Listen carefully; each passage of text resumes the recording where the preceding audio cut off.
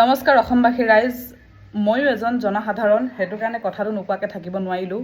বহু দিনৰ পৰা আমি এনে বহুত দুখত আছোঁ, চবেই কান্দি আছে, সময়ত ভাত খোৱা নাই, সময়ত পানী খোৱা নাই, চবেই কান্দি আছে। মুঠতে আমাৰ জুবিন দা আমাৰ মাজত নাই, হয় নাই?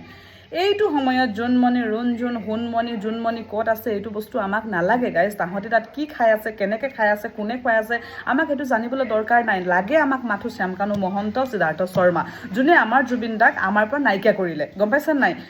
যোনটো জুবিন দাৰ কাৰণে গোটেই আমাৰ অসম পাগল, গোটেই দেশ পাগল। আজি জুবিন দা আমাৰ মাজত নাই, সেইটো বস্তু আমি মানি ল'ব পৰা নাই এতিয়ালৈকে।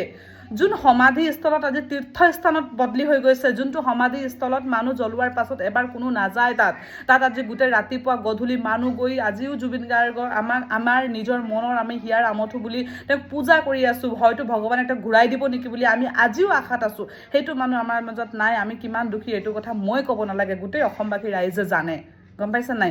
এতিয়া যে শ্যামকানু মহন্তক কোনে খুৱাইছে, সিদ্ধাৰ্থ শৰ্মাক কোনে খুৱাইছে, ক'ত ৰাখিছে, কি কৰিছে, কোনে কি কৰি আছে, তেওঁলোক ক'ত আছে, সেইটো বস্তু আমাক জনা দৰকাৰ। আমাৰ মাজত আনিব লাগে তেওঁলোকক।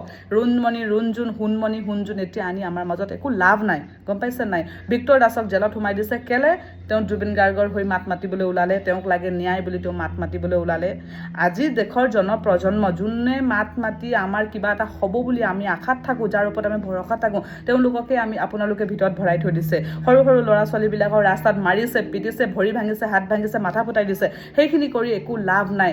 আজি আমি এনেকুৱা লাগিব ধৰিছে যে জুবিন গাৰ্গৰ মৰাৰ কেইদিনমানলৈকে মানুহ পাগলৰ লিখীয়া হৈ থাকিলে, এতিয়া আকৌ গোটেই চৰকাৰখন নিস্তব্ধ, চৰকাৰখনে একো কৰা নাই এতিয়ালৈকে।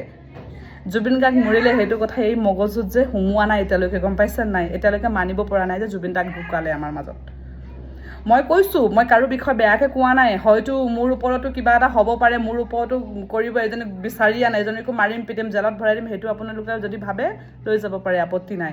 কিন্তু জুবিন দা আমাৰ মাজত নাই, সেইটো বস্তু আমি যে গোটেই জীৱনটো আমি পাহৰিব নোৱাৰোঁ গাইজ। সেইটো কাৰণে ৰুণমণি, ৰুণজোন ক'ত আছে, কি আছে, মিডিয়াখিনি সেইখিনি কৰিব নালাগে। শ্যামকানু ক'ত আছে, সিদ্ধাৰ্থ শৰ্মা ক'ত আছে, এই লোকক আপোনালোকে বিচাৰক, এই লোকক আনক। সিহঁতি যদি দুখী হোৱা নাছিলে তেতিয়াহ'লে আহিলেহেঁতেন, দুখী কাৰণে লুকাই আছে, গম পাইছে নাই আপোনালোকে?